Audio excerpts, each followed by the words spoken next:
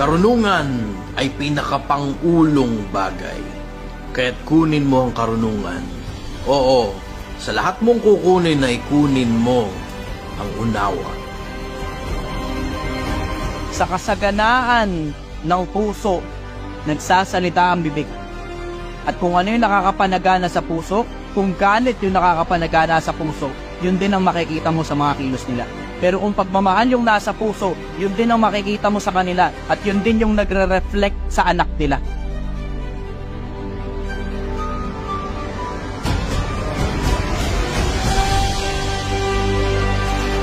I want to appeal to intelligent individuals. Kung pakiramdam mo mas matalino ka kaysa sa akin, ikaw dapat yung nagsasalita rito. Ikaw dapat yung nakaupo rito, hindi dapat ako. Hindi ko naman dapat ilalabas yung mukha ko sa social media. Kasi yung kabobohan ng majority ng mga vlogger, hindi ko na matiis eh. Komportable na yung mga bata na pinapastos yung mga magulang nila. Hindi naman ako dapat yung nagsasalita rito eh. Hindi naman ako masyadong matalinong tao. Hindi naman ako masyadong importanteng tao eh.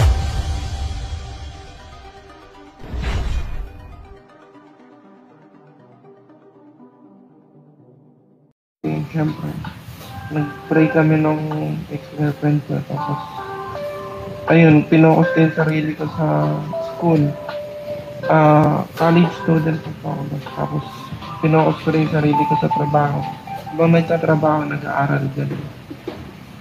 Hindi ko alam kung mentally drained na ba ako or yung physically over-fatigue na, gano'n. Malalaman mo pag physically over-fatigue ka, brother, pag nagkakasakit ka na. Kapag ka naman nararamdaman mo yung mga bagay-bagay, tapos pakiramdaman, ayan, emotional yan. So, syempre, gaya nga ng sabi mo, kakabreak nyo lang yung jowa mo, expect mo na talaga na mangyari sa'yo yan. Lalo na, college ka pa lang, malamang bata ka pa. Ilan taon ka na ba? 22 po. Okay, good. Bata ka pa, brother. Mag-i-enjoy ka ng gusto sa dami ng breakups na mararanasan mo sa buhay. I-enjoy mo lang pati breakups. I-enjoy mo lang. Kamagala, hindi ka nag-iisa. Parehas lang tayo masakit ang puso. Galing ko lang din dyan eh. Sa akin, 9 na taon pa eh. Baka yung sa'yo, buwan nga lang eh. Ilang taon yung sa'yo? Hindi po. 4 years. 4 years? Yes, matagal-tagal yun, brother. Expect mo na talaga yan. Hindi lahat ng makikilala mo sa 20s mo. Ito, sobrang practical nito. Since 22 years old ka pa lang, nagsisimula ka pa lang sa pagka-20 anyos. Ito, sobrang practical nito. Bata ka pa. And when I say bata ka pa, sa somewhere around 20-ish, halos lahat ng makikilala mo dyan, hindi mo makakasama habang buhay. Paano ko nasabi? Kasi nai-imagine mo ba, na halimbawa, mabubuhay ka na senior citizen, tapos lalampas ka pa, mabubuhay ka hanggang 70 o 80 years. Nai-imagine mo ba na 50 years mong kasama yung kung sino man jowa mo? Tagal nun, Brad. Ang tagal nun. Sobrang habang panahon nun. Ngayon, i-expect mo na talaga, lahat ng makikilala mo, somewhere around 20-ish, hindi mo makakasama habang buhay. Have that mindset. Magkaroon ka ng ganong mindset na at the back of your mind, hindi mo makakasama habang buhay to, merong ganong possibility. Para magtira ka ng para sa sarili mo kasi minsan nakakalimot kayo eh. Sa haba ng panahon, tsaka sa sobrang bata nyo pa, pakiramdam ninyo, yun na yung makakasama ninyo habang buhay, tapos hindi na kayo nagtitira ng para sa sarili nyo. Ngayon, ang nagiging ending, kapag ka nag-break kayo, devastated ka talaga. Ngayon, yun naman, tip ko, pagka nagkaroon ka na ng jowa. Pero ngayon, habang nandiyan ka, enjoy mo lang muna yan. Enjoy mo muna yung pakiramdam na pag nakikinig ka sa mga sad music, gano'n, iiyak ka. Tapos pag pag nakakakita ka ng magjowa, mag-holding hands, sabihin mo, magbe-break din kayo. Sa ngayon, enjoy mo lang muna yan. Hindi yan depression, brother. Huwag ka mag-alala, normal na pinagdadaanan ng mga tao yan pagka-break up. Hindi yan depression. Huwag mong gagamitin yung ganong salita, depression, anxiety.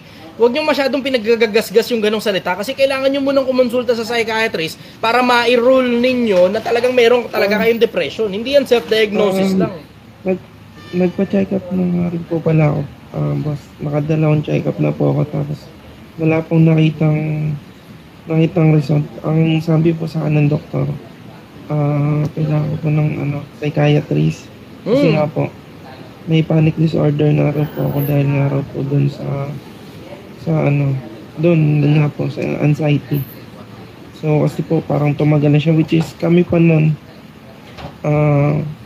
magkakaroon ako ng magkakaroon ako ng anxiety. Pinakamalaking tip ko sa'yo, brother, just don't do something stupid. Kusang huhupa yung sakit na yan kasi bata ka pa. Diretsahan. Just don't do anything stupid. Yun lang. And when I say don't do anything stupid, huwag kang gagawa ng permanenteng damage sa buhay mo. Tuloy mo lang yung buhay mo. Kasi kusang umuho pa yan. Yan ang kagandahan sa pagiging bata pa, tapos nagkaroon ka ng ganyang breakup, okay lang. Lilipas din yun. Oh, as cold as it sounds, lilipas din yan. Kasi naalala ko yung pinakaunang breakup ko eh. And ako naman, coming from the standpoint na nakikita ko yung sarili ko na nangyari din sa akin dati yan eh.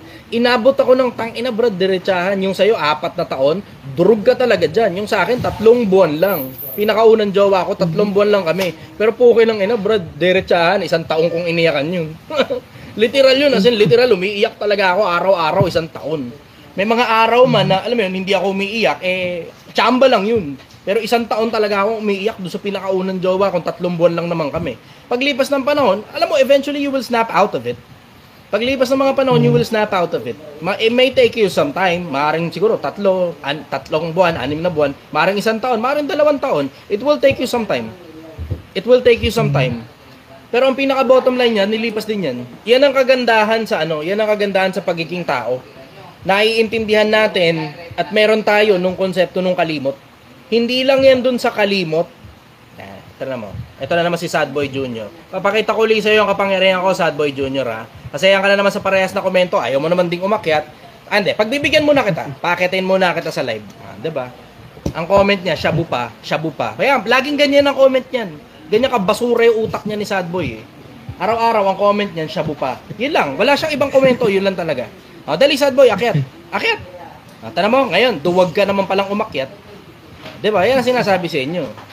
Ngayon, going back to sa pinag-uusapan natin, brother, ang isa sa kagandahan ng pagiging tao, isa sa mga sangkap ng pagiging tao, yung konsepto ng kalimot.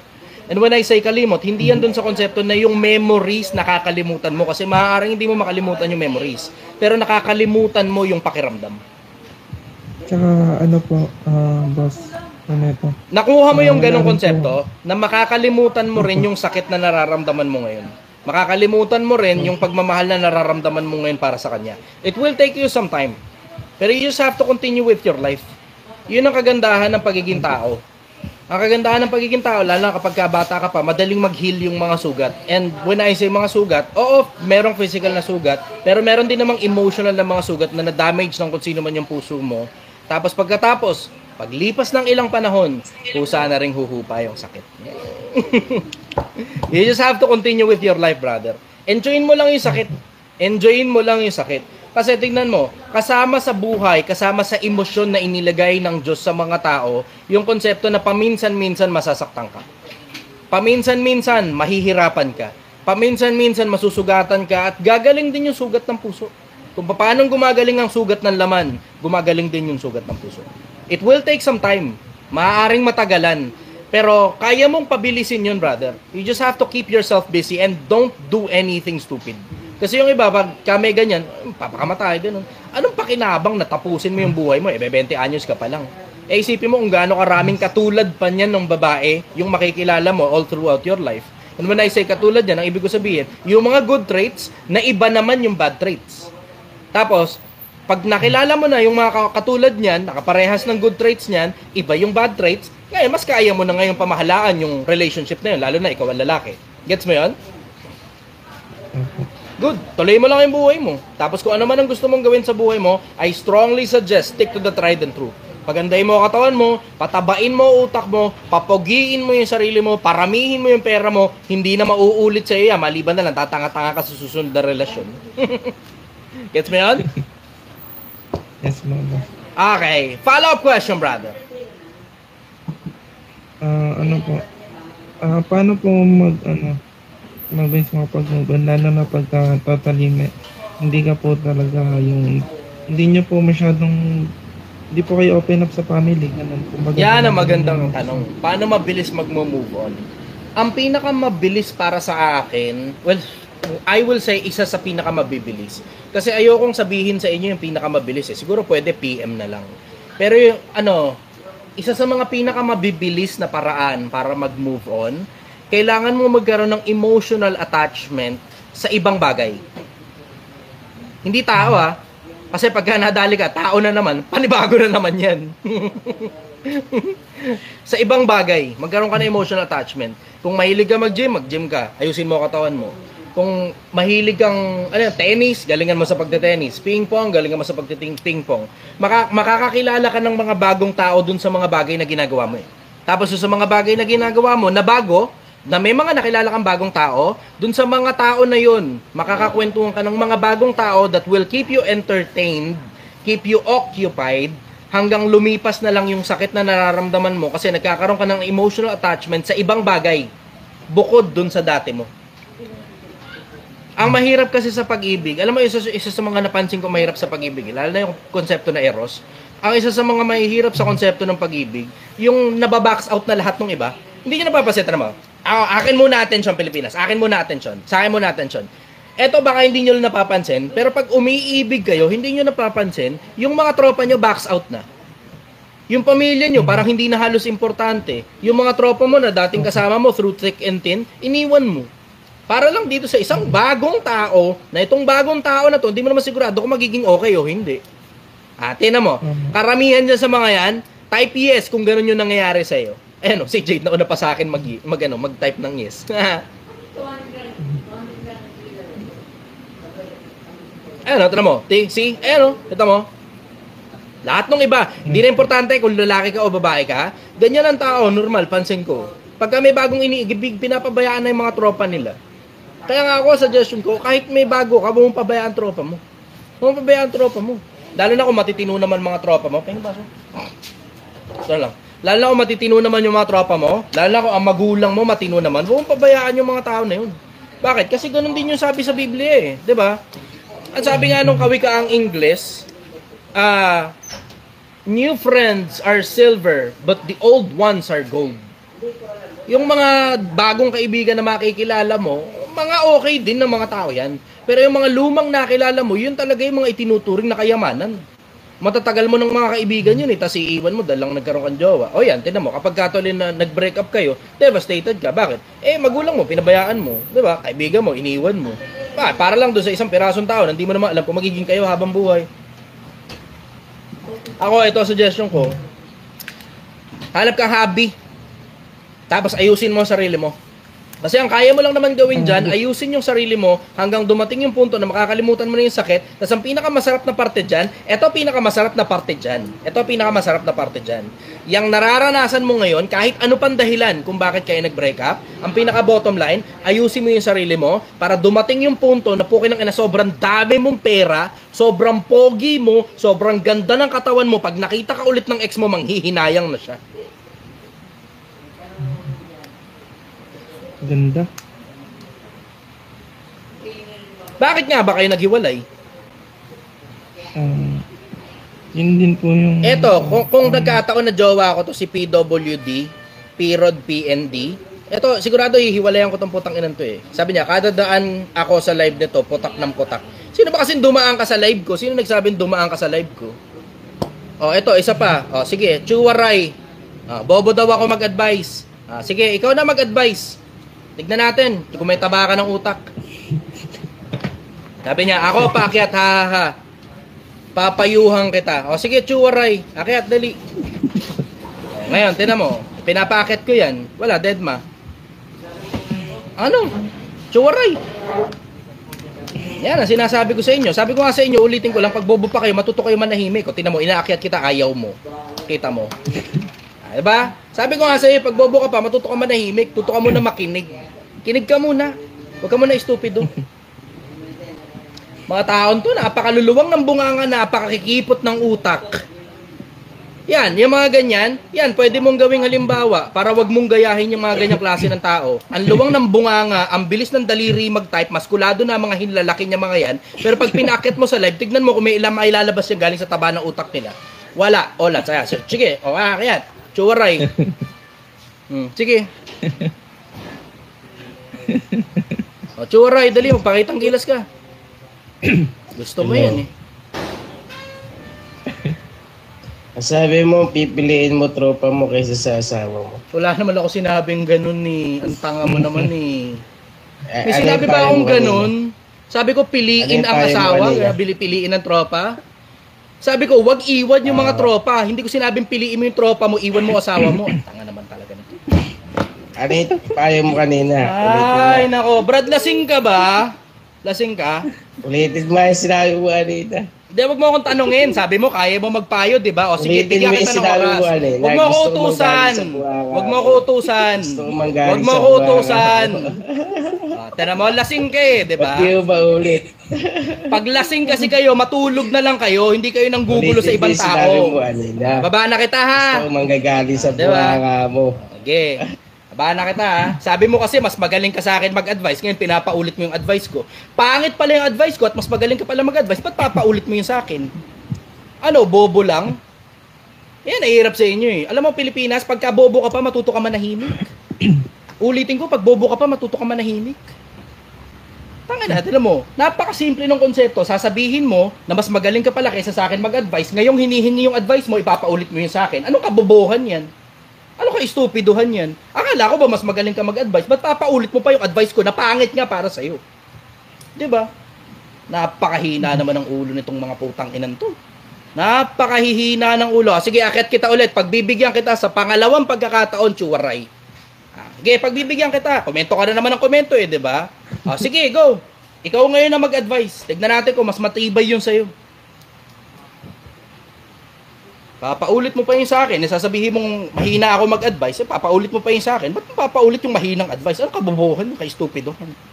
Mga taon to, napakahina talaga ng ulo. Pag lasing ka kasi, matulog ka na lang. Huwag ka na nang iistorbo ng kapwa-tao. Tanginan to eh. Alam mo, yan ang dahilan kung bakit ang sarap manggulpi ng lasing eh.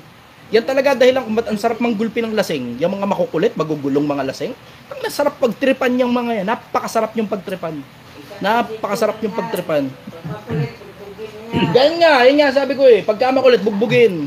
Anyways, going back. Pinag-uusapan natin. Follow-up question, brother. Kahit kayo kapitbahay ko lasing, hindi na sabi eh. Pag makulit, bugbugin. Tamo? Galing pa yan sa lasing ha. Pag kasi lasing, tulog mo na lang yan, di ba? Katuwaan na lang tayo. Pero manggugulo ka pa, mangiistorbo ka pa. Tangkinan, sarap mong gulpihin. Nako, sinasabi ko sa iyo, Pilipinas. Sinasabi ko sa iyo, tumambay ka lang regular sa barangay, maiintindihan mo. Karamihan sa mga nagugulpi doon, lasing. Sige, go. Follow-up question, brother.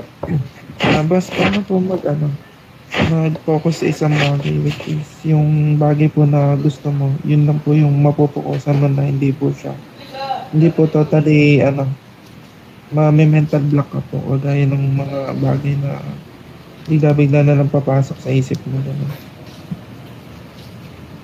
You have to keep yourself busy enough, brother. Yun lang naman ang pambala mo ron eh. Kasi nga, magiging out of focus ka nga dahil nga may dinaramdam ka. Normal yan, mangyayari talaga yan. Pero kailangan mong gawin busy yung sarili mo, brother. Yun yung importante, kung saan mo nilalagay yung attention mo, doon lahat ng bagay na may kinalaman sa buhay mo. So ngayon, iaalis mo ngayon sa isip mo yan. Yun nga yung konsepto na pinipilit kong ituro sa Pilipinas eh. Matutunan nyo sana yung konsepto na pupulisin mo yung sarili mo. Ano ibig ko sabihin? Yung konsepto na kapag nakita mo na pumapasok ka na naman doon sa parehas na cycle, na pinanggalingan mo, na alam mong hindi maganda, sawayin mo sarili mo. Sawayin mo sarili mo. Ganon yung konsepto nun, brother. Matuto kang sawayin ng sarili mo. Pero bukod sa pagsaway mo sa sarili mo, kailangan you need to have enough distraction, yung magiging istorbo sa isipan mo, para itong istorbo, ito ngayon yung pagpokusan mo, hindi yung bagay na nanggugulo sa isip mo. Kasi ang normal ngayon, magiging normal ngayon sa'yo, pag mag-isa ka lang, talagang manlulumo ka talaga. So alam mo nang pag mag-isa ka, nanlulumo ka, di wag kang mag-iisa.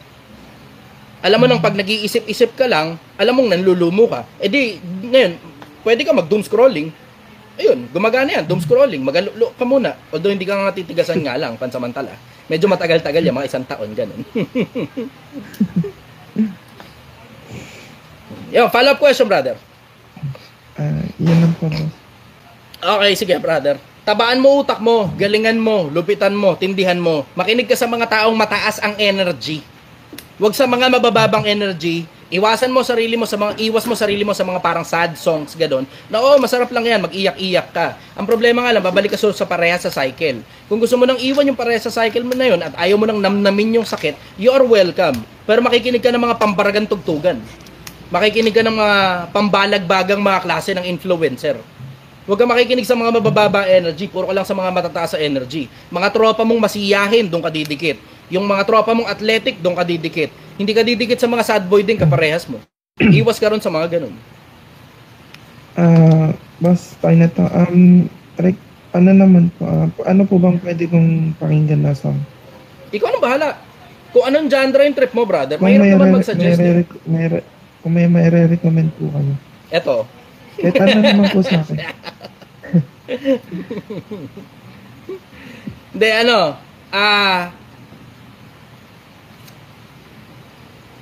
diretso, yung mga tugtog sa gym, effective yun eh.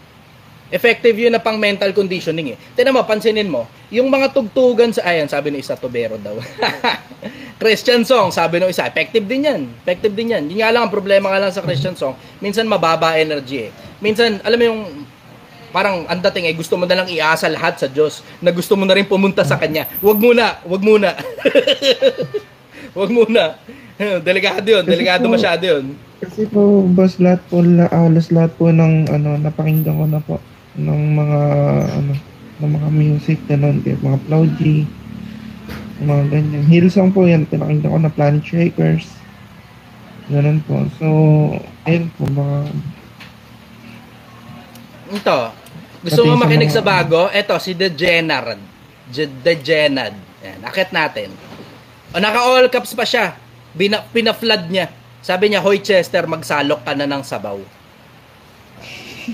Kala niya, akala niya, sikat siya sa ginawa niya. O di sige, pasikati kita. Halika, umakit ka dito, dali.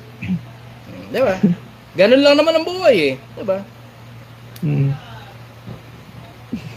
Ingatan mo yung sarili mo sa pakikinig sa mga mabababang energy na mga klase ng Katam, brother. Papa. Sinusulat ko po, boss, yung mga sinasabi mo. Good, ayos. Follow-up question, brother.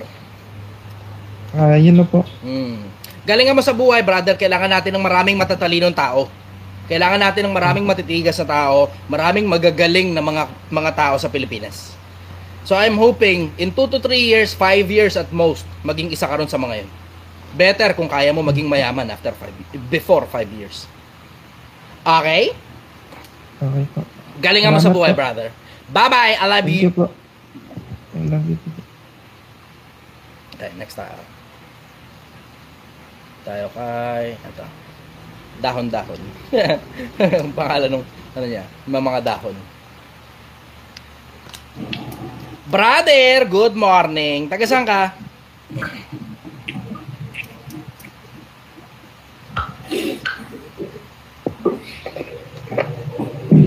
Good morning, brother. Taga saan ka? Wala. Sorry. Tumatay ka pa yata eh. Mateo. San Mateo? Idol na. Okay. Ano tanong mo, brother? Tanong ko lang, brother, yung sa isa, yung sinasabi na down daw siya.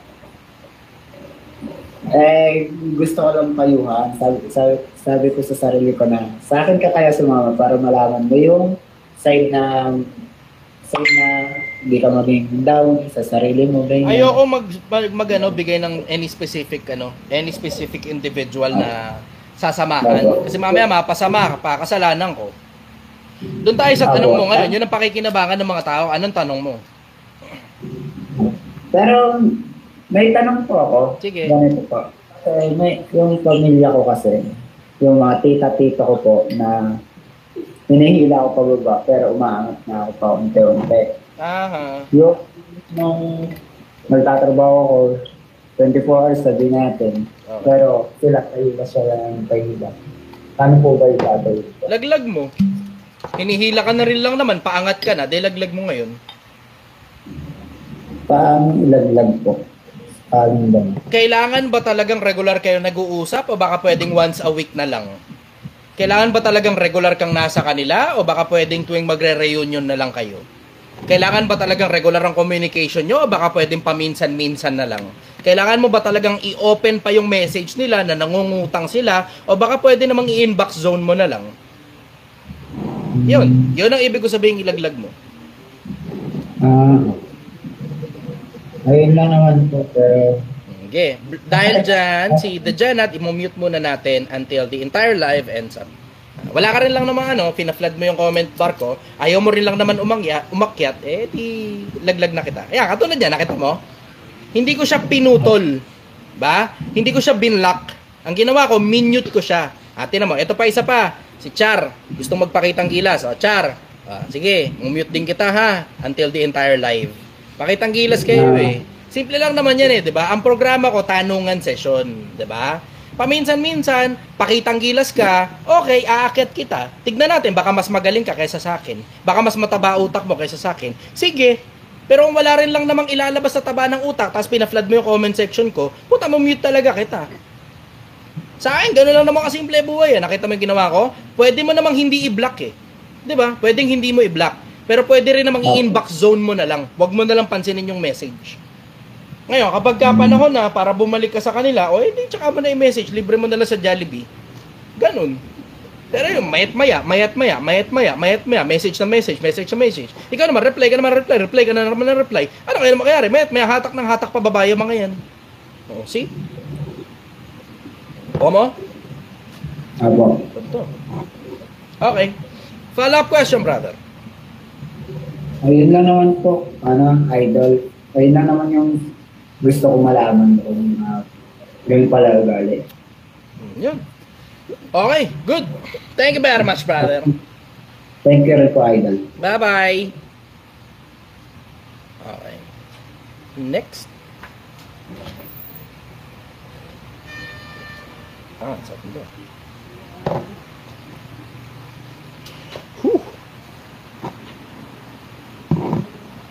Okay, next.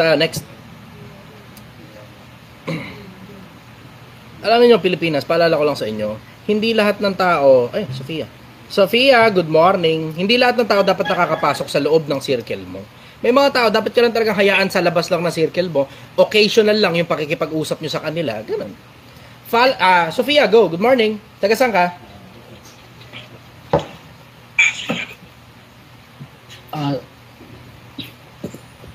Hello, idol. Brother, good morning. Gamit mo yung account ni Sophia. Hi, brother. Ano tanong mo? Okay, go. Isa kasi akong security guard. So ngayon, Ano, insecurity guard? Okay yun security guard. Okay. Security guard. Dumulas lang pala. Insecurity guard. Sabi ko may bagong trabaho Okay lang ako. Meron na akong ganito So ayun, idol. Naubusan gas? Magkano? Sandaan. Buti na lang, nandito pa tayo. Ang naiipon ko, Sige, tuloy. kada kong 2,000 na itatabi ko. Tapos may isa akong anak. Then yung asawa ko walang trabaho. Okay. So ngayon, nakapag-ipon ako ng mga 50 mil. So plano ko sana mag-negosyo. Ano bang magandang maging negosyo? Kung mag-negosyo ba ako, papatuloy ko muna yung pag-iipon ko. Yan ang magandang tanong. Tanga na, akin muna atensyon ninyo. Akin muna atensyon nyo, Pilipinas. Anong gagawin mo pag may pera ka? Magne-negosyo ka ba o magpapatuloy ng pag-iipon? Pengi muna ang 30,000 hearts. 30,000 hearts muna, TikTok. Okay, bilis. Pengin 30,000 hearts. Bilisan nyo na. Dudutin nyo na. 30,000 hearts. Yan ang magandang tanong. Kahit OFW, tanong din yan Kahit OFW, kahit empleyado, ganyan din ang tanong. May konting pera ka, ano bang gagawin mo? Magne-negosyo ka ba o pagpapatuloy mo yung pag-iipon? Okay, banatan nyo na, bilisan nyo na lang, dudutin nyo na ng gusto, 30,000 hearts, bilis.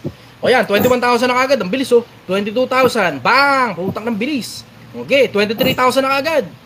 Bilis, dudutin nyo na para mabilis tayo, para dumami rin viewers. O sige, 23,000, 24, 25.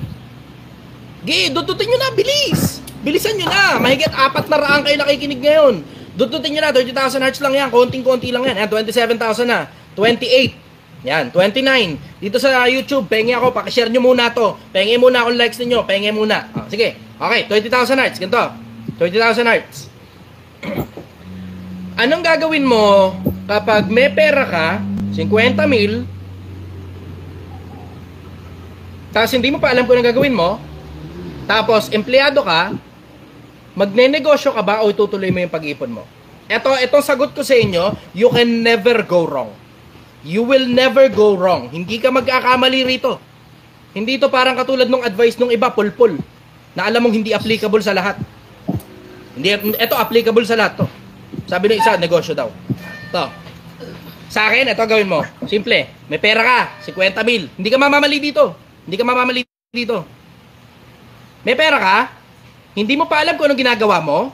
Kung magne-negosyo ka ba o dadagdagan mo yung ipon mo, wag mo munang galawin yung pera hanggang alam mo na ginagawa mo. Dagdagan mo lang ipon mo. Hindi ka magkakamali dyan. Bakit? Kasi you can always go wrong doing business pag hindi mo alam ang ginagawa mo. Pag ang pera mo, inilagay mo sa isang sistemang hindi mo alam kung anong ginagawa mo, automatic consider it gone. Ubus na yan. Ubus. Ubus ang pera mo.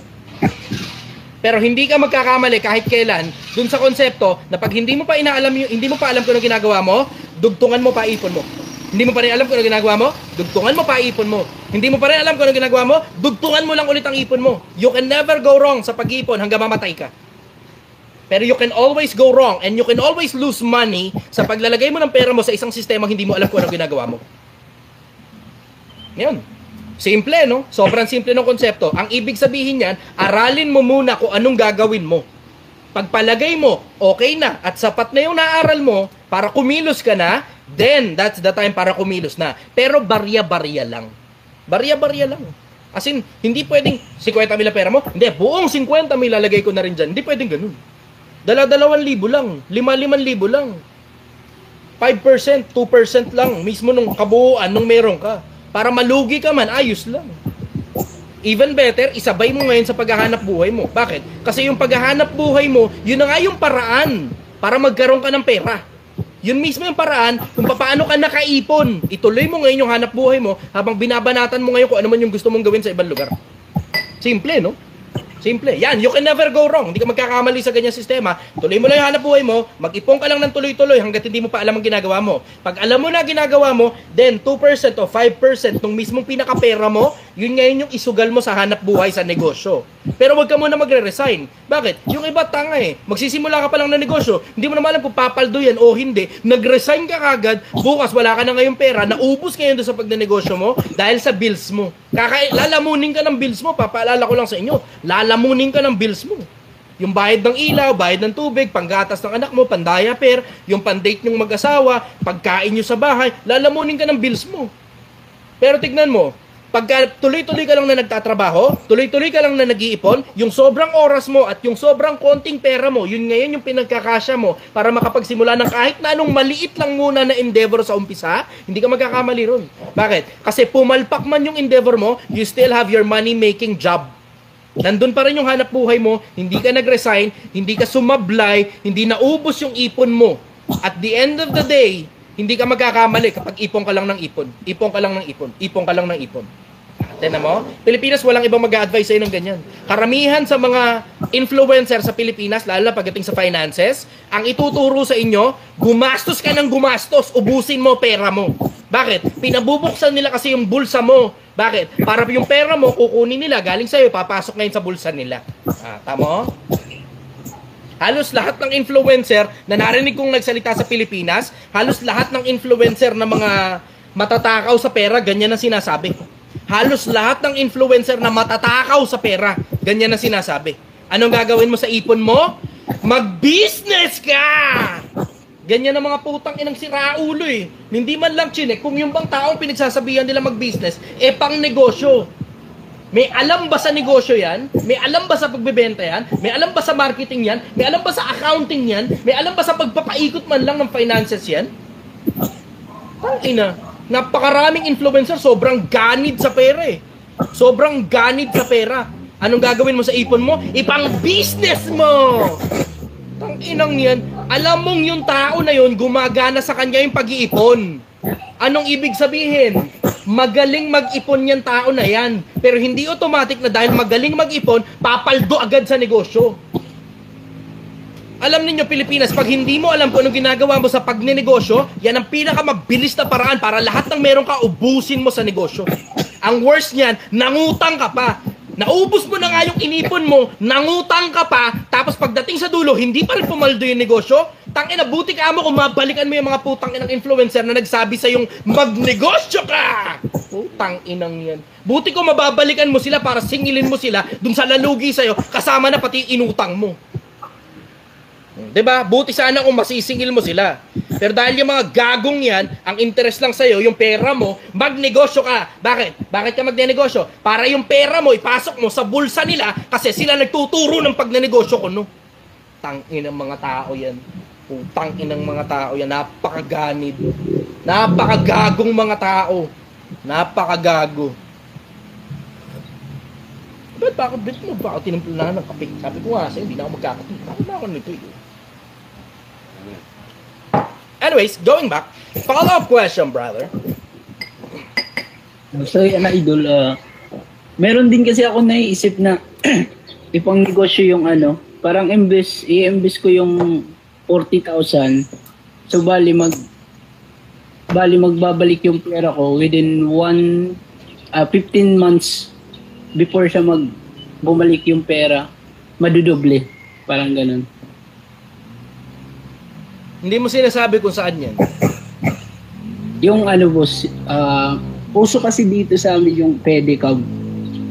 Tapos, boundary hulog. Parang ganun ang mangyayari. Ay, pwede yan. 15 months. Kung nasa iyo yung titulo, yung rehistro mismo ng pedicab, okay yan. Oo. Okay Hindi lang ba automatic yun? yun. Nag-pedicab ako dati eh. 18 ang pedicab units ko dati. Hindi automatic yun. Baka sa gulong pa lang. Hindi mo alam kung magkano, Jumbo at saka dalawa yan eh. Leo Laser tire at saka Jumbo. Tapos sa mga bearings pa, tapos kasama yung padjak, yung upuan, mayat-maya, nasisira. Hindi mo na alam yun. Hindi mo na alam yun. Pero sa mga nagpe-pedicab, alam nila, yung upuan, mayat-maya, sira. Hindi mo na malalaman yun, maliban andong ka. Magkano ang boundary sa inyo ng pedicab? Bali 125 tsaka yung hulog is 100. Bali ang kikitain ko sa isang araw is 225. So within 15 months. Ano yung hulog? Yung hulog, yung mismong hulog dun sa sa pedicab ko. Within 15 months, mapapasakan niya na yun. So bali ang kikitain ko within 15 months is nasa 90,000. Pero yung pedicab, bibiliin ko lang ng 40,000. Hindi ganun yun, brother. Akala mo lang ganun yun. Ang konsepto kasi niya, turuan kita, para kahit paano aware ka tungkol sa konsepto ng pedicab. Basta usaping pagiging mahirap, tangina, kabisado ko mundo ng pagiging mahirap. Yung akala mo lang na malinis yun. Hindi. Pag ikaw ang operator niyan, sagot mo lahat ng pyesa. Maghuhulog siya sa'yo. Pero dahil ikaw ang operator niyan, sa'yo siya bumaboundary, yung boundary yung gagamitin mong pang-ayos ng pyesa. Pag nakachamba ka ng balagbag na driver, nako putang ina, mayat-maya, plat ang gulong mo. Mayat-maya, magpapalit ka ng interior, mayat-maya, magpapalit ka ng upuan, mayat-maya, may mabibiyak dun sa mga bakal, na dun sa kabuuan ng pedicab, mayat-maya, ang pa-welding mo, ang pa-welding job, kadalasan, 100 isang pwesto eh. 100 isang pwesto ng pa-welding. Baka hindi mo alam yun. No. Hindi mo alam yun, na ikaw ang gagastos para doon sa sira.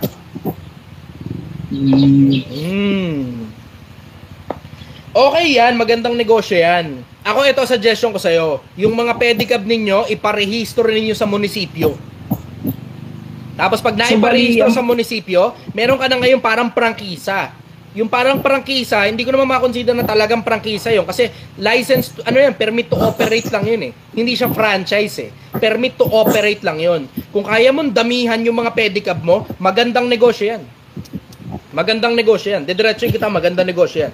Pero ito, suggestion ko sa'yo, kailangan hands-on ka dyan. Kasi karamihan sa problema ng mga operator ng pedicab at mga tricycle, mahiyain mag-boundary yung mga nagmamaneho. No. So, kailangan nakabantay ka ron. Hindi mo babantayan. Isa pang babantayan mo dyan, brother, yung tire pressure. Yung tire pressure, sobrang importante. Mabilis maubos yung gulong kapag yung tire pressure wala sa hulog. So, bibili ka rin dyan ng pambomba. Bibili ka ng pambomba dyan.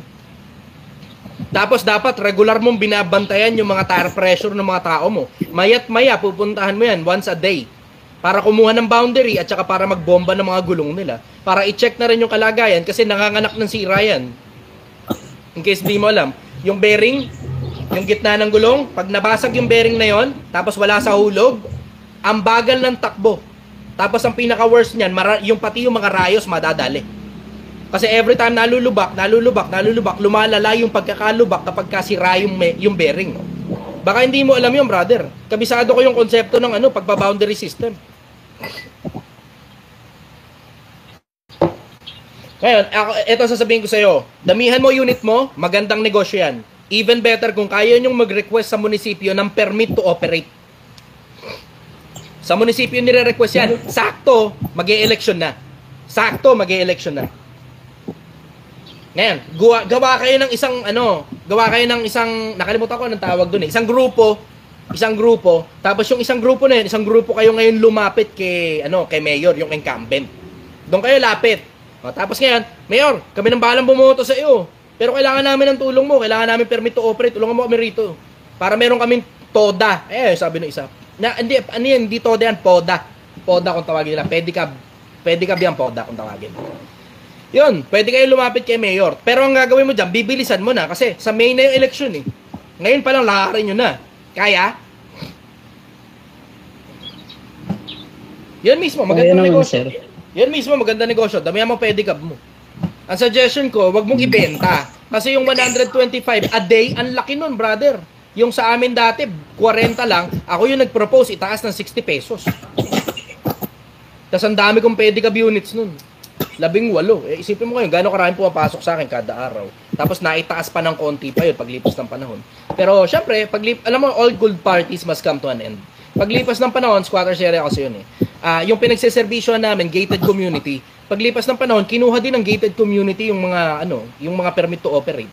So wala kami nagawa. Ang nangyari, binenta namin ng palugi doon sa Pero good exit na rin yun. Naka-good exit na ako, binili lahat ng mga pedicab ko. But technically, wala akong lugi. Naka-good exit ako nun. Ayos, no? Hindi mo alam yun, Follow-up question, yung brother. Yung pedicab dito sa amin, electric na. Yung e-bike ba? Parang ganun. Pero pa-jack kung tawagin dito sa amin. Pwede naman yun. Magastos nga lang masyado yun.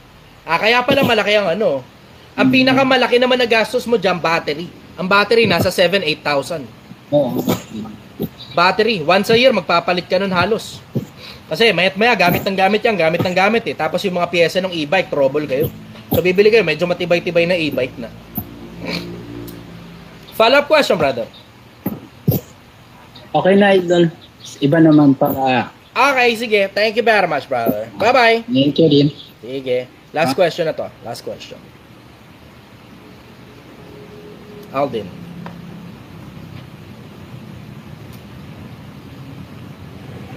Brother, good morning. Taga saan ka? Hello po. Taga saan ka, brother? Cavite.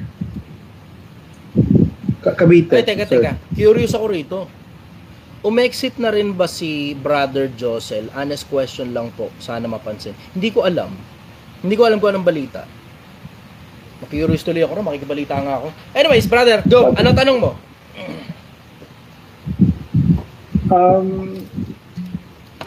Magandang negosyo po ba yung motor saan? Ganito, I will say this in general. Kasi ang mangyayari niyan, tatanungin niyo ako tungkol sa mga bagay na nasa isip niyo, tungkol sa very specific na negosyo. Hindi lahat ng negosyo kabisado ko. Pero ito sasabihin ko sa inyo. Pag alam mo, ginagawa mo, lahat ng bagay maganda negosyo. Pag hindi mo alam kung ano ginagawa mo, lahat ng bagay pangit na negosyo. Kahit ano pa yan. Pag alam mo ginagawa mo, maganda negosyo yan. Pag hindi mo alam ang ginagawa mo, pangit na negosyo yan. So you do your own due diligence. Kabisaduhin nyo, galing dun sa mga taong nandun na sa industriya na yun. Matuto kayo magtanong sa mga taong nandun na sa industriya. Follow-up question, brother. Kasi po, ito naman po. May girlfriend po ako sa malayo, LDR kami. Okay. Pero dahil nga sa malayo siya, parang may nakilala ko na parang nahulog din yung loob ko. Aray! Bumuya? Takina mo, kinikilig yung audience. Yan nga sinasabi kong disadvantage ng long distance relationship eh. Yan ang sinasabi kong disadvantage ng long distance relationship. Maaaring mahulog ang loob mo o mahulog ang loob niya sa iba. Inang sakit nun. Bad trip. Oo, ngayon, ano tanong mo tungkol dun? Paano po kaya yun? Takin mo, tingin pa ako mabulunan sa'yo. Tingin pa ako mabulunan sa'yo, puta. Hindi problema mo yan. Nagjowa ka ng malayo eh. Ba't kasi nagjowa ng malayo, Brad? Takinang yan. Ang pangit ng trip mo. Nagjowa ng malayo, tapos yung nandito sa gilid, nagkakagusto na rin siya. Ang pangit ng trip mo, Brad. Tangina. Rigo, ang pangit ng trip mo, brother. Napakapangit ng trip mo. Anyways. Wala ba kayong anak nung long distance mo? Girlfriend ba lang ba? Okay. Ilang taon ka na ba? 33. Sino palagay mo sa kanila mas matino? Yung sa LDR. O, di doon ka. Bakit ba kasi LDR nun? Ano ba nangyari sa inyo? Sa Facebook, nagkakilala. Sa Facebook. Okay. Asan ba siya? Sa Bacolod. Ikaw? Cavite. Ba't ayaw mo bumakolod? Hindi mo rin masagot. Ba't ayaw rin niya kumabite? Siguro pag pag yung... Yung isa nasa kabila ng bakod. Yung isa naman gusto kumabit. O tama nga, isang Bacolod at saka isang Cavite.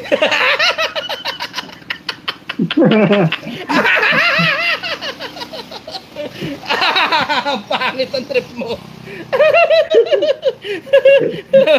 Bacolod ka ba? Alam mo na kung si Bacolod ang tinitibok ng puso mo at alam mo matinong babae yun, kaya Bacolod ka dapat. Ba't pipili ka naman ng si Raulo dahil lang nasa paligid mo? Ang pangit ng trip mo talaga, brother.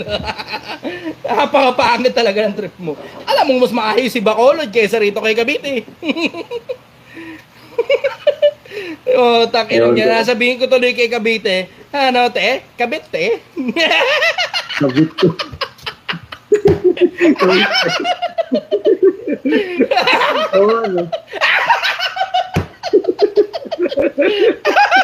Aray ko putang ina ka. Magkaka-abs ako dahil sa iyo.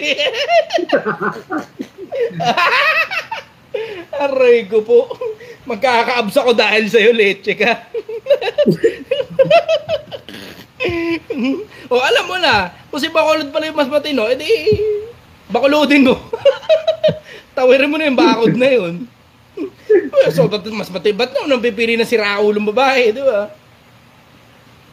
Hindi, pares. Alam mo pa sa mas matino si Bacolod eh. Sige po. Sige po. Tag-inang yan. Aray ko po. Sabi tuloy naman dito, Cavite. Aray ko. Alam mo na ngayon ha? Alam mo na gagawin? Yeah. Takinan yan. Lap trip sabi ng mga tao rito. Ano ba tanong mo? Putang ina mga tanong yan.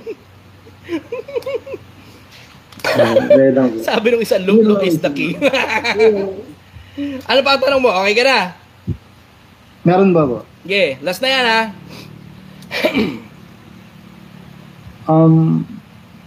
Paano po ba, ito seryoso po, paano po ba Sorry. Matawa ako nung sinabi niya seryoso. So para bang hindi pa siya seryoso doon sa mga unang tanong niya. Sige, go, tuloy. Sorry. Paano po ba labanan yung katamaran? Sorry, seryoso na palang tanong yun. Okay. Kailangan alam. Putang ina mo talaga. Dito lang ako makasagot ng matino. Sakit nga lalamunan ko. Sakit na lalamunan ko. Lalo pa lumala dahil sa'yo leche ka.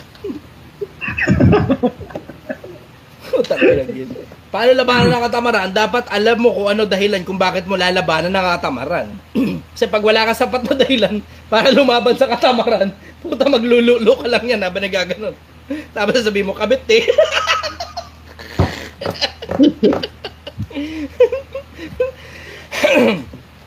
Hindi ganun kahirap yung konsepto na labanan yung katamaran eh. Kailangan nga lang, alam mo dahilan kung bakit ka lalaban sa katamaran. Kasi, tinan mo, lahat na lang tao gusto lumaban. Hindi mo natatanong sa sarili nila, bakit ba ako lumalaban? Para kanino ba ako bumabangon? Para kay Cavite? Para kay Bacolod o para kay Cavite? Ano, gets mo? Gets mo yun? Para kanino ka ba bumabangon? Sabi nga ni Nescafe, para kanino ka bumabangon? Kailangan alamin mo muna kung para kanino ka bumabangon. Para anong dahilan kung bakit mo lalabanan yung katamaran. Kasi ang sarap-sarap ka yung pakiramdam ng tamad ka. Diretsa lang, walang halong kaplastikan. Sarap-sarap ng pakiramdam na higa-higa ka lang, gano'n. Look ka lang pagkagising mo, gano'n. Tapos higa ka ulit, tapos may perang pumapasok. Kung kaparehas ng buhay ko, yung buhay mo. Diba? Pero kung di tayo parehas ng buhay, putang ina, kailangan mo talaga. Wala kang choice, kailangan mo talaga labanan yung katamaran para may makain ka. Kasi pag wala kang makain, putang inang yan. Kahit pa sino kabit mo. Sa pamilya ko, sir. Bakit kasi umaasa sa'yo pamilya mo? Ano ba yan? Anak mo? Asawa mo? Ganun? Tangke na, ano? Ang lupit mo nun, Brad! May anak ka na, may asawa ka na, may jowa ka pa sa Bacolod, das may kabite ka pa. Tangke na. Life is good! Life is good! Sino nga rin? Sorry. Pamilya lang po sila, mama at papa, ganyan, mga kapatid. Bakit umaasa sa'yo pati kapatid mo? Tangke ng kabubuhan yan. Anong katamaran yan? Sila yung tamad, ikaw hindi. Umaasa sa'yo yung mga leche eh. Akin, cut mo lahat yan. Lahat ng umaasa sa'yo, cut mo. Lalo na kung malakas pa ng magulang mo, ayaw mo na sila magtrabaho. Bakit? Pagka nagkasakit sila, ikaw rin naman nasasalo sa kanila eh. Saan ka kukuha ngayon ng pampagamot nila kapag puta, lahat na lang ng pera mo, binigay mo sa kanila doon sa panahong malakas sila at walang problema. Diba? Hindi pwedeng bigay ng problema. Hindi sila pala yung bigay ng problema sa'yo. Hindi pwedeng bigay ng pera kung kanino, putang inang yun. Tapos pag ikaw ng problema, wala. Tignan mo, magiging ending niyan, binreadwinner mo yung sarili mo sa mga poke ng inang tamad na mga siraulong mga taong gustong humingi lang ng pera sa'yo. Pag ikaw ngayon yun na problema, wala. Walang tutulong sa'yo. Oo, ganyan mangyayari sa'yo. Mag-e-end up ka na katulad ng maraming OFW dito. Ano, tanong natin OFW, ano yun? Ba't may tumatawag? Saan galing yun? Sa'yo yun? Apo. Ay, di sa pinsan ko po. Ay, tinan mo, OFW, di ba nararanasan nyo yan? Bigay kayo ng pera sa kanila, bigay ng pera sa kanila. Doon sa panahon, totoong kailangan talaga nila ng pera kasi may sakit sila, wala ka na ngayon maibigay dahil lahat na lang binigay mo nung panahon okay pa sila. Ayan, tinan mo, dami nag-i-yes. Ayan, YouTube, yung totoo. Utang na, wag na magloko, nangyayari sa inyo yan. Type yes kung nangyayari sa inyo yan o hindi. Type yes o no kung nangyayari o hindi.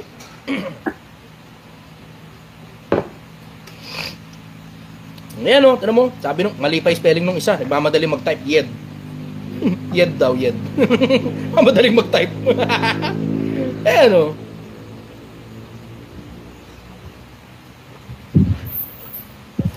Alam mo, itong isa o. Sabi, Andrew Tate, wannabe daw, Andrew Tate, wannabe. Bobo talaga eh. Mga ganitong klase ng bobong tao. Tangina. Alam mo, simple lang naman yan eh, di ba? Kung wannabe ako ng kung sino mang hindi nyo gustong klase ng tao, scroll up na lang mga bobo. Scroll up na lang. Dahil nyo pa sinasabi, ang dami-daming influencer sa social media. Kung di mo ako trip, doon ka sa iba. Ganun lang naman yun eh, di ba? Doon ka sa ibang influencer. Doon ka sa mga kumakalog-kalog yung suso, ganun. O sabihin mo naman ngayon, Tony Fowler wannabe ang mga yan. Di ba? Doon ka ngayon sa mga nagpo-promote ng sugal. O, tapos sasabihin mo ngayon, wannabe naman ang kung sino nagpo-promote ng sugal yan. Ulo lang puta. Ganyan klase ng tao, basura kayo ng lipo, no? Anyways, follow-up question, brother. Naranasan niyo na rin po bang parang mag-anxiety or depression dati? Every now and then, nararanasan ko yung nalulungkot ako, ganun. Tulad doon, kakaiwalay lang namin ng jowa ko. Every now and then, nararanasan ko rin yung parang, katulad doon, Project 1M, nakita mo, ang bagal, di ba? Ito naman talaga yung totoong pinagdadaanan, totoong negosyante, pero hindi sa ganitong kabagal na projection ko. Ang projection ko, 6 to 8 months lang eh. Malapit na ako mag-overdue eh, puta. 7 months na eh. Wala pa rin ako sa kalahati, pero malapit na. Wala pa sa kalahati, pero malapit na. 7 months na eh. Ang plano ko sana, 6 to 8 months lang. Wala nagsimula ako magtinda sa kalsada eh. Ganun lang talaga eh. Ganun lang naman talaga buhay eh. Ayun, overdue na ngayon. Overdue. Ganun lang, yun din talaga totoong buhay. Ang totoong buhay, may projection ka.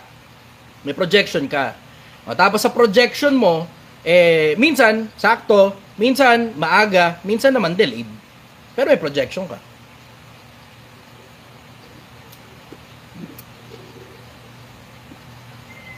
Yun. Yung kaya no sir, parang may napanood po kasi ako na vlog or video na about kay na content niya about kay Bugoy. May mga pangit siyang sinasabi pero for you po, may maganda rin po ba siyang natuturo or sinasabi? Meron may din. maganda rin po. Katulad nung tinuturo niya na hustle, grind, kumita ka ng marami, yung maganda yun. Maganda yun. Alam mo, marunong ako ng konsepto ng nung ang tawag nila ron, compartmentalization. May mga pangit na sinabi yung tao, may mga magaganda din naman sinabi. Ganon yun. Ganon. Sa akin, hindi naman ganun kakomplikado buhay eh. Hindi ganun kakomplikado buhay, hindi rin naman ganun kakomplikado tao. Ang mga tao, may mga tamang sinasabi. May mga mali rin naman na sinasabi. Ganon din naman sa akin. May mga tama ako sinasabi. May mga bali din naman ako na sinasabi. Parehas lang. It's the same banana. Hindi naman lahat ng tao, lahat na lang na sinabi mo tama. Hindi rin naman may mga tao ba, lahat ng bagay na sinabi niya mali. Di ba? Hindi ganun. Pero ako kasi, ang dahilan kung bakit ko binanatan si Bugoy doon sa konsepto ng spiritualismo, puta, may maniwala sa iyo sa sinasabi mo, de biyaheng impyerno ngayon yung tao. Masyadong mabigat yung mga bagay na pinagsasabi niya at inaakusa niya tungkol sa Diyos eh. Pinalalabas niya, kulang pala magturo ang Diyos at walang sinabi na huwag ka palang mag-asawa ng marami. Yun ang sabi niya eh, wala sinabi si God, huwag kang mag-asawa na marami. Yun ang sabi niya eksakto eh, verbatim yun eh, di ba? Inuulit ko lang naman yung sinabi niya eh. Oh. Pero tungkol doon sa hustle grind, sumasang-ayon ako sa kanya doon. Katulad ng mga ibang bagay na sinasabi niya, may mga babaeng para sa talaga sa streets. Naniniwala rin ako ron. May mga babae talagang hindi mo talaga dapat jowain. Kasi sasakit lang ulo mo niya, katulad ng mga pokpok. Magjojowa ka ng pokpok, sasabihin nagbabagong buhay. Okay, edi congratulations sa'yo kung kaya mong tiisin na kapag nabitin ka ng pera, babalik uli sa pagkapokpok yan. Bahala ka na, trip mo yan eh. Kanya-kanya tayo ng trip eh, di ba? Kung palagay mo, kaya mo yung challenge na yun, edi congratulations sa'yo, clap, pinasakit mo ulo mo. Ganun lang naman yun eh. Yun, sa mga ganong bagay, yan okay yan, ayos yun. Kahit mali nga siya ron, hahayaan ko lang yan eh. Pero spiritualismo, brother, masyadong malaki yun eh. Tungkol kay God yung sinasabi niya. Ako naman, syempre, being a normal human being, yun kasi ang impulse mo bilang tao. Pag alam mong mali yung sinasabi tungkol sa Diyos, matuto kang pumalag. Diba? Basic principles of humanity yan eh. Tingnan mo, kahit nga isipin mo yung konsepto ng mga Muslim, banatan mo Muslim tungkol sa mga bagay na sinabi sa Quran o tungkol sa mga bagay na pagiging Muslim nila, tapos i-generalize mo. Magsalita ka pa tungkol kay Allah. Pag hindi, ako maniwala ka sa akin, magkakamali ka pag nagsalita ka na hindi tama tungkol sa Diyos ng mga Muslim. Tignan mo, pakita ko sa iyo ha. Tignan mo, may magko-comment dyan. Imposibleng wala. May magko-comment dyan. Bastusin si Allah sa harap mo, ano gagawin mo? Tignan mo, see? Ayan kita mo. Hindi papayag yung mga yan. Tignan mo, katulad sa akin. Diba? Ako kasi nag-aaral kasi ako ng tungkol sa Diyos. Nag-aaral ako tungkol sa Diyos eh. Lalo na yung mga iba't ibang mga religion ng iba't ibang mga tao. Syempre ako naman, nakarinig ako ng bagay tungkol sa sinabi tungkol sa Diyos at alam kong mali eh. 'Di ba? Alam kong mali. Paano ngayon kung mapaniwala niya mga tao? Ang mahirap niyan, puro bata pa naniniwala sa kanya. Tama. Syempre di na pinag-uusapan 'yan, 'di ba? Bakit? Kasi nasanay na lang ang mga tao, lahat ng sabihin ng influencer, akala nila tama agad. Pero tungkol doon sa mga bagay na hustle, grind, kahit mali pa yung mga bagay na sinabi niya, baka hindi ko na lang din pansinin yun. Hindi naman ganun ka-big deal yung mga bagay. Alam mo, pera lang, okay lang yan. Wala ng pera, okay lang yan. Mas-scam ka ng konti na isang influencer. Masakit sa dibdib ko yun. Minsan magsasalita ako ng tungkol doon. Pero hindi sa ganung level para hamunin pa kita ng debate. Alam mong hinamon kita ng debate dahil big deal yan. Yung mga bagay na pinagsasabi mo, Bugoy.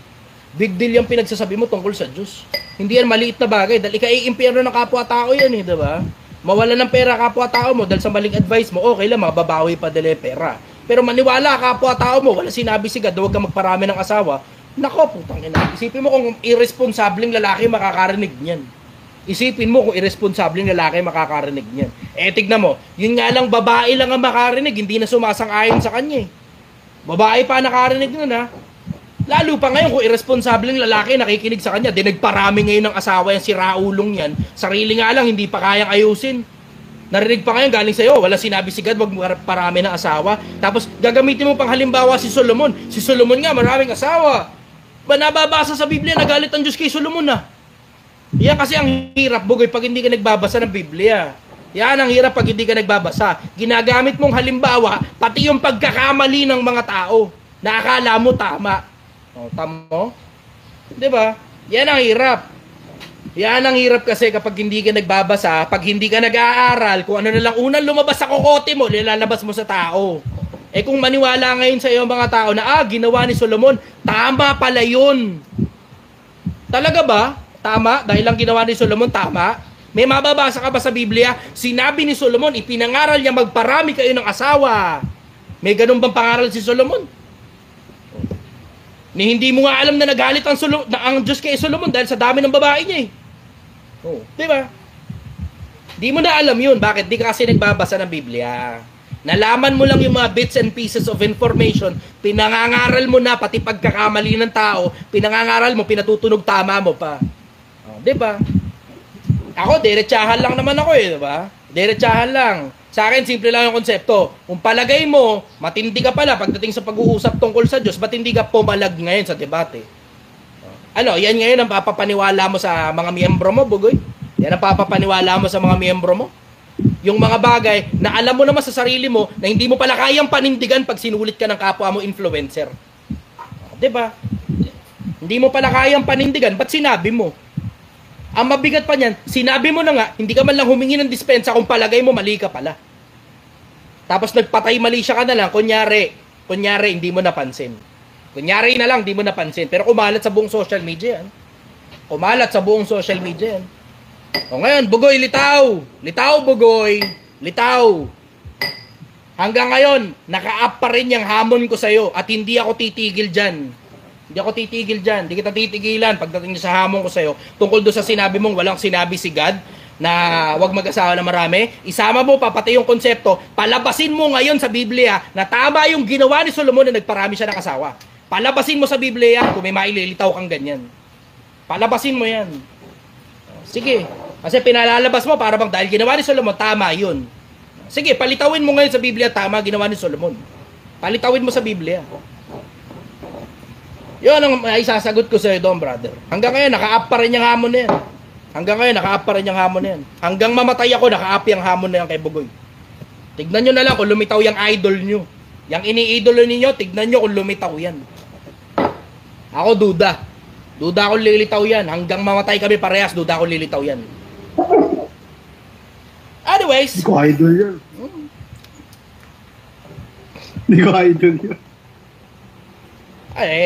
Maraming taong may idolo dun eh. Sa sobrang dami nga ng mga taong may idolo dun. Yung ibang basura utak nandito sa comment section ko iba eh. Diba? Sabi ko nga sa isip ko doon sa mga basher na nandito, ganyan yung idol nyo, nagsasalita ng mga bagay, nagsasalita siya ng mga bagay na hindi niya naiintindihan. Tapos pag may humamon sa kanya ng debate, kasi mali yung sinabi niya, hindi niya man lang kayang panindigan. Hindi na nga niya kayang panindigan, ni hindi man lang siya humingi ng dispensa sa pagkakamali niya. Nako, Pilipinas. Kung ganyan rin lang naman yung taong iniidolo ninyo, humanap kayo ng ibang idolo pagdating sa usaping pananampalataya. Guro, hustle grind. Yan, sige. Okay tayo sa hustle grind. Pero mag-stick na lang siya sa hustle grind. Kumanta-kanta na lang siya kasi ibang kanta naman niya, magaganda naman, napakinggan ko yung iba. Okay naman eh. Pero pag-uusap spiritualismo, papapaniwalaan mo pa kapwa-tao mo na wala sinabing mag-asawa na marami. Meron nga eh. May talata nga nun sa Biblia eh. Ang nakasulat nun sa Biblia, huwag kang mag-aasawa ng marami. Eksaktong nakasulat, verbatim pa. Yun mismo nakasulat. Pero dahil hindi na niya alam yun, hindi niya alam yun eh. Kaya ngayon may hamon siya. Sabi niya kay Franklin Mayana, humanap ka ng verse na sinasabing huwag mag-asawa na marami. Eh malas mo, meron Chester sa Biblia. Hindi lahat kasing tanga ni Franklin Mayana, Bugoy. May mga katulad kong influencer na nagbabasa ng Biblia. Malas mo, lumitaw ako sa Pilipinas. Sa akin, ganun lang kasimple yung konsepto. Pag magsasalita ka ng kahit anong bagay, dapat kaya mong tindigan o kaya mong humingi ng dispensa pag nagkamali ka. Ganun lang naman yun eh. Di ba? Para audience mo, alam mo, mapapatama. Ako rin naman, ganun din naman eh. Paminsan-minsan, nagkakamali rin naman ako eh. At sinasabi ko naman sa inyo yun. Pag nagkakamali ako, minsan tanga rin naman ako, minsan bobo rin naman ako. Pero most of the cases, I get things right. Alam niyo yan, subok ako eh. Subok ako. May mga lumaban pa sa akin ng debate. At nakita niyo, nandyan yun, naka-upload yun sa YouTube yung mga debate ko. Ako, pumapayag ako na masubok ako ng tao. Pumapayag ako na masubok ako ng tao. Wala sa, uy, salamat, may nagbigay ng ano. Tweet. Ano yan? Salamat. Thank you very much po. Ako, pumapayag ako na masubok ako ng tao. Ngayon, okay lang sa akin yun. Kung mapatunayan ako mali, edi natuto ako. Ganun lang naman yun eh. Diba? Pero hindi mo makain yung pagkatuto mo, tapos hindi mo na lang papansin yung hamon, hindi mo na lang papansinin yung hamon sa isa't debate, tapos kunyari na lang panalo ka dahil di ka lumaban. Ang kalokohan yan. Yung mga tanga namang fans niya, paniwalang-paniwala naman na mataas na tao siya, yun ang dahilan ba't di siya lumaban. Tangina, kaninong video ba yung pinakakalat sa social media? Sa kanya, sa akin din, parehas lang kaming kalat sa social media eh. Parehas lang kaming kalat sa social media, pero papaniwalaan mo yung tao, papaniwalain mo kapwa-tao mo sa bagay na makaka-impyerno. Nako, putang inang yan. Nako, Pilipinas, maniwala ka sa akin. Mamili ka ng pakikinggan sa mga matitibay na payo, natatatag ang mga kaharian. Sa mga mabubuhay na payo, nawawasak ang mga bansa. Kasiraan mo yan kapag naniwala ka sa ganyang klase ng tao tungkol sa pag-uusap espiritualismo. Okay ka na, brother? Ano, sabihin ko lang, parang ano po, parang nakarating sa kanya yung video. Nakarating na, talaga parang, sa kanya, may mga common friends kami. Sila nga yung nagsasabi, pag binabanggit daw nila pangalan ko kay Bugoy, tumatalikod daw. Kasi may napanood akong video niya, na parang tinanong siya, anong masasabi mo sa mga naghahamon ng debate sa'yo? Ano sagot niya? Sabi niya, may napanood nga daw siya. Pero di siya nagbanggit ng pangalan. Sabi niya, may nakita raw siyang video na yun nga, hinahamon siya. Ang sabi niya, wala raw siyang oras para patulan yung mga ganon. Mas popokus lang din sa... May oras ka para mangaral ng tungkol sa Diyos. Tas wala kang oras para patunayan yung mga pinangaral mo. Asan ngayon ang credibility mo? Diba? Mawawalan ka talaga ng oras. Magpapanggap ka na lang na walang oras. Pero the fact na meron kang oras na humarap sa camera, dapat may oras ka rin para humarap sa camera para patunayan yung mga pinagsasabi mo. Diba? Ganun lang naman yun eh. Dapat may oras ka para patunayan yung mga bagay na sinabi mo.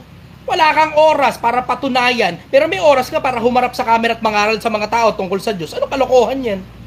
Anong kasinungalingan yan? Anong kasinungalingan yan? Tangina, oras at oras lang. Oras at oras lang. Ano yung isang oras, 2 oras? Panindigan mo lang. Magkaroon ka lang ng bayag para panindigan yung mga pinagsasabi mo tungkol sa Diyos. Diba? Tapos ngayon, sabi mo wala ka oras? Naku, tanginang yan. Talaga bang mayaman ka? Ganun lang yun eh. Eto na mo, ako nga, retired na eh. Bakit? Syempre, regular na pumapasok ang pera eh. Hindi naman kalakihan. Pero sapat para manatili akong hindi ko na kailangan maghanap buhay. Tamo? Ako retired na. Siya hustling pa rin hanggang ngayon eh. Kita mo? Tapos ngayon sasabihin, walang oras. Putang ina. Kahit pa online lang, bigyan mo akong 30 minutos, drug yan, maniwala ka. Online lang. Bigyan mo akong 30 minutos, Bugoy, maiintindihan mo yung mga pinagsasabi mo, tapos ikaw rin mismo, matututo ka kung hindi ka hihingi ng dispensa, maintindihan mo, dudurugin ka ng taong bayan. Nako, Bugoy, sinasabi ko sa'yo. Lalo na yung mga debate ko, kalat naman sa internet yan eh, diba? So alam mo na ngayon yung mga ipupunto ko, ikaw, ano pupunto mo? Tungkol sa mga bagay na pinagsasabi mo tungkol sa Diyos. Sukat meron kang oras para maglabas ng mga kasinungalingan tungkol sa Diyos, tapos wala kang oras patunayan yung mga pinagsasabi mo tungkol sa Diyos? Anong kalokohan yan? Alam mo, tama talaga sabi sa Biblia. Merong isang talata sa Biblia na sinasabi na sila ikay nagsisitakas pag dumarating ang mga lobo sapagkat hindi sila totoong pastor ng mga tupa. Sila'y mga bayaran nagsisitakas pag dumarating ang lobo. Tama talaga sabi ng Biblia. Tama sabi ng Biblia. May mga tao talaga, mas interesado lang doon sa bayad, pero walang pakialam sa kaluluwa mo. Kaya katulad niyan, tira mo, walang pakialam sa kaluluwa mo. Pakialam lang nila yung bayad mo, yung pera mo. Pero pag panahon na para patunayan yung mga bagay na pinagsasabi nila, wala silang mailitaw na pruweba. Naisip lang yun. Naisip. Walang sinabi si God na huwag magparami ng asawa. Si Solomon maraming asawa. As if parang tama yung ginawa ni Solomon. Parang tama yung ginawa ni Solomon. Yan ang sinasabi ko. Alam mo, ang Biblia, isinulat dyan yung mga tamang ginawa ng tao, isinulat din dyan pati mga maling ginawa ng mga tao. Wala kang mababasa sa Biblia na si Solomon nangaral magparami ng asawa. Wala kang mababasang ganun. Okay ka na, brother? May tanong pa po. Last na, brother, kasi umaga na eh. Masakit na sa mata rito. Yung tungkol sa disiplina, para sa'yo, gaano kahalaga yung disiplina sa buhay ng tao? Isa sa pinakamahalaga. Wala kang mararating pag wala kang disiplina. Ganon kasimple. Wala kang mararating pag wala kang disiplina. Bakit? Meron kang kailangan gawin na hindi mo gusto, dun lang papasok yung disiplina. Bakit? Kasi pag gusto mo yung ginagawa mo, ang tawag dun laro. Diba? Alam mo, tulad sa akin, itong konsepto ng Project 1M, hindi ko gusto yung konsepto ng pagluluto. Yung pamamalengke, paghihiwa. Doon ko ngayon ina-apply yung disiplina. Pero ang pinaka gusto kong parte ng Project 1M, yung makikipag-usap ako sa mga tao. Yung ba kailangan mo pa ng disiplina ron? Siguro, disiplina, presentation skills na lang. Pero gusto ko nakikipagkwentuhan sa mga tao eh. Anong debate ngayon ang kailangan? Ay, anong debate? May lumabas kasi dito eh. Anong disiplina ngayon ang kailangan? Eh gusto ko yun eh. Kahit maghapon magdamag pa tayo magkwentuhan, walang problema sa akin. As long as within operating hours. Ayun. Tignan mo, pansinin mo, pag gusto mo yung ginagawa mo, halos di na kailangan ng disiplina. Gusto mo yung ginagawa mo eh. Kailangan lang ng disiplina doon sa mga bagay na gawin mo pa rin yung mga bagay na hindi mo gusto kahit hindi mo gusto yan. Kasi kailangan mong gawin yun. Gets mo? Yan kasi wala. Minsan kung para magtagumpay, no, may mga bagay kang gagawin na kahit hindi mo gusto, no, para makuha mo yung tagumpay. Oo, tingnan mo, parang katulad ni Bugoy. 'Di ba? Disiplina 'yon na kapag may naghamon sa iyo ng debate tungkol sa bagay na sinabi mo, tungkol sa Diyos, kailangan mo talagang patunayan yung bagay na sinabi mo. Bakit? Kasi pag naniwala ang kapwa mo tao sa iyo, sa kalokohan mo na pinagsasabi mong kasinungalingan tungkol sa Diyos, maiimpyerno ang kapwa tao mo. Disiplina yon ng mga matitikas na maangaral dati. Kasi gumagamit sila na para bang prophet daw, parang gano'n ang dating. Diba? Eh sa akin hindi naman gano'n kakomplikado eh. Pag may sinabi kang isang bagay tungkol sa Diyos, panindigan mo, asan ang talata? Bigay mo talata. Yun ang disiplina. Pag may sinabi kang isang bagay tungkol sa Diyos, bigay mo talata. Bakit? Eh kung may maniwala dyan, at least kung nagkamali man, yung nagsulat ng Biblia, siya yung nagkamali, pinaniwalaan mo lang. Hindi ikaw yung nagkamali, maililigtas mo ngayon sarili mo. Pero yung kapwa-tao mo, papaniwalain mo sa bagay na inimbento lang ng utak mo, ni wala kang ebidensya. O tignan mo ngayon, may naghamon ngayon ng debate, sasabihin niya wala siyang oras. O paano na? Asan ngayon ang credibility mo bilang influencer? Asan ang credibility mo bilang influencer? O, diba? Yan ang sinasabi ko. Anyways, brother, maraming salamat. Magandang umaga sa iyo, brother. Thank you, brother. Salamat. Sige, bye-bye.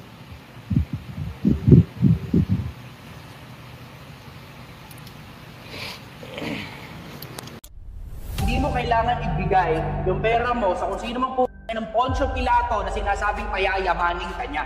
Walang ganon. Ang totoo, ikaw na hinihingan nila ng barya ang dahilan kung bakit sila yumayaman. Huwag kayong sa Pilipinas para maniwala na pag mas buka, pag mas wala kang natapos, mas malayo mararating mo sa buhay. Kaya mga p***inang nagsasabi, diskarte na lang daw, huwag na daw ikaw kumuha ng diploma ng mga social media influencer. Pa!